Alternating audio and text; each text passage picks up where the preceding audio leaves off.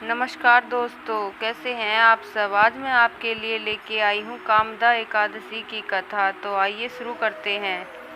चैत्र मास के शुक्ल पक्ष की एकादशी का नाम कामदा एकादशी है। इस एकादशी के व्रत के करने से मनुष्य के समस्त पाप नष्ट हो जाते हैं। प्राचीन काल में एक भोगीपुर नामक नगर था। वहाँ अनेक ऐश्वर्य से युक्त पुंडरीक नामक राजा राज्य करता था।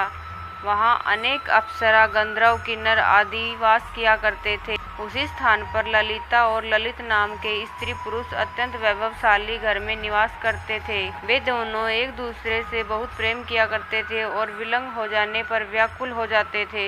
एक समय राजा पुंडरीक गंधर्व सहित सभा में शोभामान थे।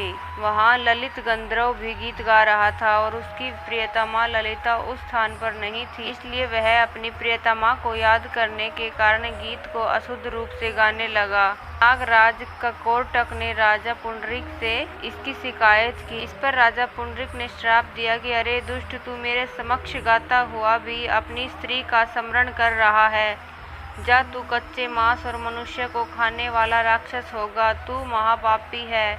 अब तू अपने कर्म का फल भोग। श्राप के कारण ललित गंधर्व तत्काल विकराल राक्षस में परिवर्तित हो गया, जिसके नेत्र सूर्य व चंद्रमा की भांति प्रदीप्त होने लगे। मुंह से अग्नि निकलने लगी। नाक पर्वत की कंदरा के समान विशाल हो गई। गर्दन पहाड़ जैसी लगने लगी। बाल पर्वत पर उगने वाले वृक्षों के समान दिखाई देने लगे। भुजाएं 2-2 योजन लंबी हो गई। इस प्रकार 8 योजन लंबा शरीर हो गया और राक्षस रूप में उसे अत्यधिक दुख भोगना पड़ रहा था।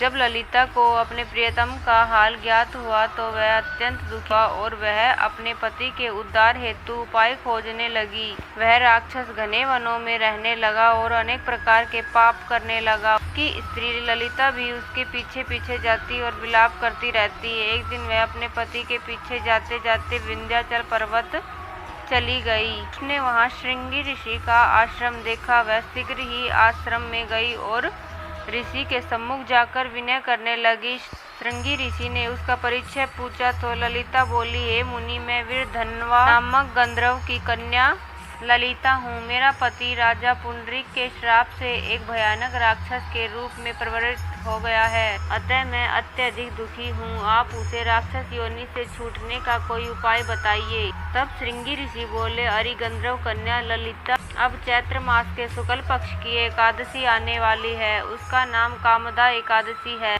उस व्रत के करने से मनुष्य के समस्त कार्य शीघ्र ही सिद्ध हो जाते हैं। यदि तू उस व्रत के पुण्य को अपने पति को देगी तो वह शीघ्र ही राक्षस योनि से छूट जाएगा और राजा का श्राप शांत हो जाएगा। मुनि के वचनों के अनुसार ललिता ने आनंद पूर्वक कामदा एकादशी का व्रत किया और द्वादशी के दिन ब्राह्मणों के सामने अपने व्रत का फल अपने पति को दिया और भगवान से प्रार्थना करने लगी, हे प्रभु, मैंने यह जो व्रत किया है उसका फल मेरे पति देव को मिले और जिससे उसकी राक्षस योनि शीघ्र ही छूट जाए।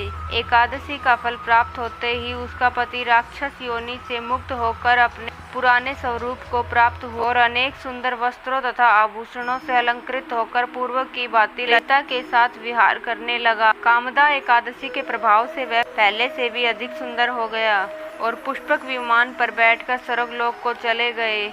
इस प्रकार इस व्रत को करने से समस्त पाप नष्ट हो जाते हैं तथा मनुष्य ब्रह्म इत्यादि के पाप और राक्षस आदि की योनि से मुक्त हो जाते हैं। बोलो लक्ष्मी नारायण की जय।